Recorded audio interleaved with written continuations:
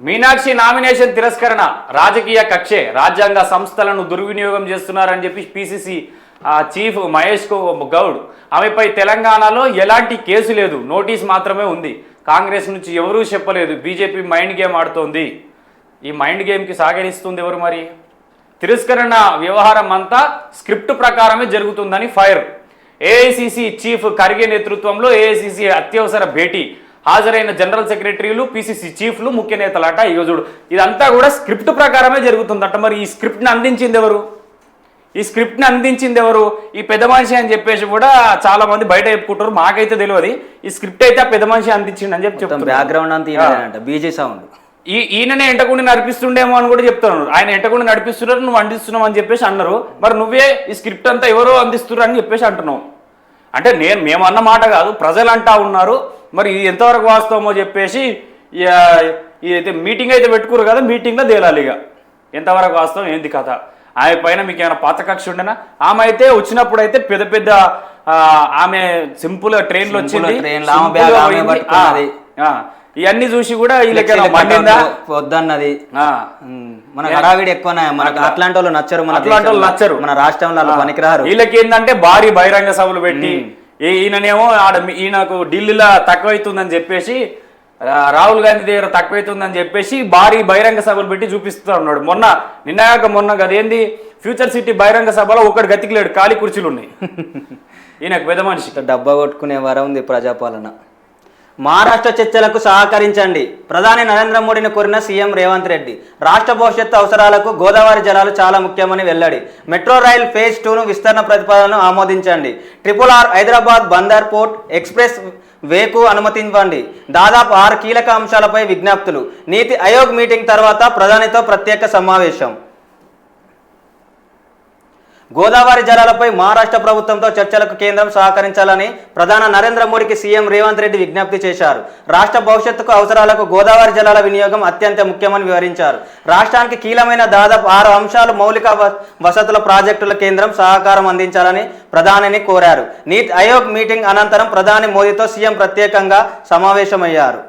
Metro phase 2 ప్రతిపాదనలు ఆమోదించండి. Hyderabad metro rail phase 2 విస్తరణ ప్రతిపాదనలను ఆమోదించాలని ప్రధానిని సీఎం రేవంత్ కోరారు. 7 కారిడార్లకు సంబంధించి 122.9 కిలోమీటర్ల మెట్రో విస్తరణకు 38,595 కోట్ల ప్రతిపాదనలు సమర్పించినట్టు వివరించారు. ఈ ప్రాజెక్టును కేంద్ర రాష్ట్ర ప్రభుత్వాల జాయింట్ వెంచర్గా మంజూరు చేయాలని కోరారు. RRR పనులకు ఆమోదం తెలపండి. హైదరాబాద్ రీజనల్ రింగ్ రోడ్ పనులకు వెంటనే ఆమోదం తెలపాలని సీఎం విజ్ఞప్తి చేశారు. ఉత్తర భాగంలో భూసేకరణ ఖర్చులో 50% వాటా భరించేందుకు రాష్ట్ర ప్రభుత్వం ఇప్పటికే అంగీకరించిందని, NHAIకి 626 కోట్ల విడుదల చేసినట్టు తెలిపారు.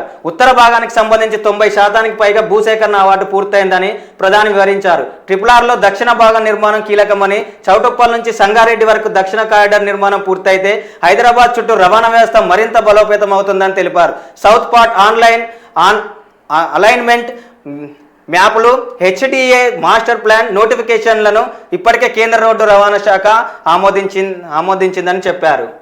అయితే రేవంత్ రెడ్డి గారు, మీరు బాగానే సరే ఇవన్నీ చేసిరు, పోయి బాగానే ఉంది.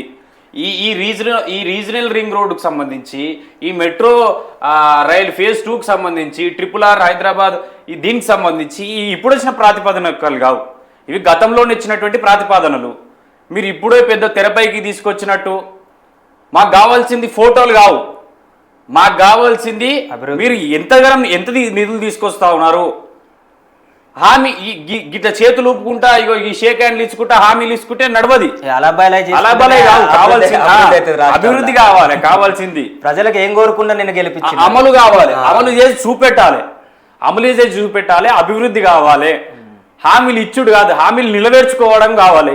ఇవన్నీ ఎప్పుడో వచ్చినటువంటి ప్రతిపాదనలు కదా, ఇప్పుడు వచ్చినాయి కాదు కదా. ఈయనంట నిన్న ఇది ఇంకా ఇంట్లో V6లో రానట్టుంది, అందులో దిశలో వచ్చింది. దిశలో మాట్లాడుకుందాం దీని గురించి మొత్తం. ఏంటంటే విద్యాశాఖను ఎందుకు కూర్చుకున్నాడంటే, విద్యాశాఖ తెలంగాణలో విద్య తక్కువైపోయింది.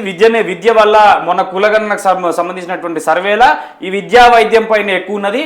కాబట్టి విద్యను నాదేరిని ఉంచుకున్నా, విద్యను నేను మంచిగా అందిస్తా అని చెప్పేసి మరి ఇక్కడ 2,000 కోట్ల స్కామ్ అట ఇది చూడదాం. దానికి ఆయననా బాధ్యుడు? దీనికి బాధ్యుడు ఎవరు మరి? ఈ 2000 స్కామ్ సంబంధించి కరెక్ట్ పాయింట్ తీసుకొచ్చింది. వెలుగు ఆడికిడికి దమ్మున్న లీడరే హరీష్ రావు. స్కూల్ టెండర్లలో రూపాయలు 2000 కోట్ల స్కామ్. యూనిఫాము, షూ బెల్ట్ల తయారీ గుజరాత్ కాంట్రాక్టర్లకు. Handloom corporation lid cap corporation కాదని సెంట్రటైజ్ టెండర్లు. మీనాక్షి నటరాజన్ నామినేషన్ తిరస్కరణ వెనుక కాంగ్రెస్ నేతల హస్తం. ఇవి హరీష్ రావు చెప్తా ఉన్నాడు. మరి ఫార్మాసిటీ కోసం నేడు కూడా 17 ఎకరాలు ఇచ్చిన రియల్ ఎస్టేట్ కోసం వాడుకుంటామంటే ఎందుకు ఊరుకుంటాం? రూపాయలు 100 కోట్లతో బోధి హెవిలియన్ పేరిట సీఎం గెస్ట్ హౌస్. ఆ క్యాంప్ ఆఫీస్ చుట్టూ 17 కోట్లతో ఇనుప కంచెలు. మీడియాతో చిట్ చాట్లో చూడ ఫామ్ హౌస్ నుంచుంటా 15 కోట్లతో ఇనుప కంచెలు అంట. ఈయన పెద్ద మనిషి వచ్చిన అదే ఏది సినిమాలలో చూపిస్తారు చూసినావా? ఈయన గెలిచిన ఇంకా అదేమంటారు, ఇంకా ఈయన సీఎం అది కూడా కాలేదు, ప్రమాణ స్వీకారం కూడా చేయలేడు. ప్రగతి భవన్ ముందున్న కంచెలు మొత్తం దీపించిండ మొదలు. ఇప్పుడేమో 17 కోట్లతోటి కంచెలు వేపించుకుంటా ఉన్నాడు. ఫామ్ హౌస్ చుట్టూతా ఇనుప కంచెలు. దీంతో పాటు హరీష్ రావు ఏం చెప్తా ఉన్నాడు చూడు. ఇక 17 ఎకరాలు మీనాక్షి నటరాజన్ నామినేషన్ తిరస్కరణ వెనుక కాంగ్రెస్ నేతల హస్తమే ఉన్నదని చెప్తా ఉన్నారు. మీరేమో బీజేపీ వాళ్ళు అంటారు, అలాగే కాంగ్రెస్ వాళ్ళు అంటారు. ఈ ప్రజల ఇడ్డోళ్ళ ప్రజలు ఏమన్నమ్మాలే? మేము కూడా చెప్తా ఉన్నాం, మీనాక్షి నటరాజన్ నామినేషన్ కి సంబంధించినటువంటి వెనకాల వీళ్ళిద్దరు పెద్ద మనుషులు ఉన్నారు. అలాస్తమే ఉందంట. అంటే ఈయన ఎట్లా ఆడిస్తే ఆయన అట్లా ఆడుతున్నాడు పాపం. కానీ అందుకే అన్ని శాఖల దగ్గర పెట్టుకున్నాడు ఆయన. 2000 కోట్ల స్కామ్ అంట. 1 మిలియన్ సొమ్ము. నువ్వు వచ్చి ఏం చేస్తున్నావు అసలు? విద్యాశాఖకు సంబంధించిన విద్యాశాఖ ఉండి ఏం లాభం? ఇదే నీ వికారాబాద్ జిల్లాకు సంబంధించి ఎన్ని ప్రభుత్వ పాఠశాలలు సక్రమంగా ఉన్నాయి? వికారాబాద్ నియోజకవర్గంలో నడి పట్టణంలో స్పీకర్ గడ్డం ప్రసాద్ కుమార్ గారి యొక్క క్యాంప్ ఆఫీస్ పక్కనే ఉన్నటువంటి ప్రభుత్వ జెడ్పీహెచ్ఎస్ ప్రభుత్వ పాఠశాల ఏ దుస్థితిలో ఉంది? పెచ్చులుడిపోసి పడతా ఉన్నాయి. ఇప్పుడు వర్షాకాలం కుప్పగూలుతుందో ఉంటుందో కూడా తెలియదు. ఈ పట్టించుకోడు ఎవడు. మరి వీటికి ఇనుప కంచెలు ఎందుకు? వాటిని చూసుకోవాలి కదా, స్కూళ్ళని పట్టించుకోవాలి. 17 కోట్లతోటి మీ నియోజకవర్గంలోనే స్కూళ్ళని బాగు చేస్తే చాలు కదా. విద్యాశాఖ ఆ దిశలో చెప్తాను నీ గురించి. ఇంకా నీ విద్యాశాఖ ఉండి ఏం 16,000 కోట్ల స్కాలర్షిప్లు పెండింగ్ ఉన్నాయి. తల్లిదండ్రులను ఇప్పుడు 10,000 వాటి టీసీలు తీసుకుపోమంటున్నారట.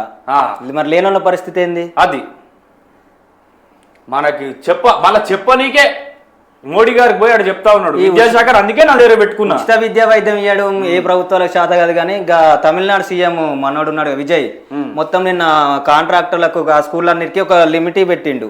ఎల్కేజీ నుండి యూకేజీ, ఫస్ట్ నుంచి 5, 5th నుండి 10th వరకు దీన్ని క్రాస్ చేయొద్దు. ఏ ఒక్క ప్రైవేట్ స్కూల్ యాజమాన్యం కానీ దీన్ని క్రాస్ చేస్తే తప్పకుండా చర్యలు ఉంటాయి, స్కూల్ క్లోజ్ చేస్తామనే స్టేట్మెంట్ తీసుకొచ్చిండు.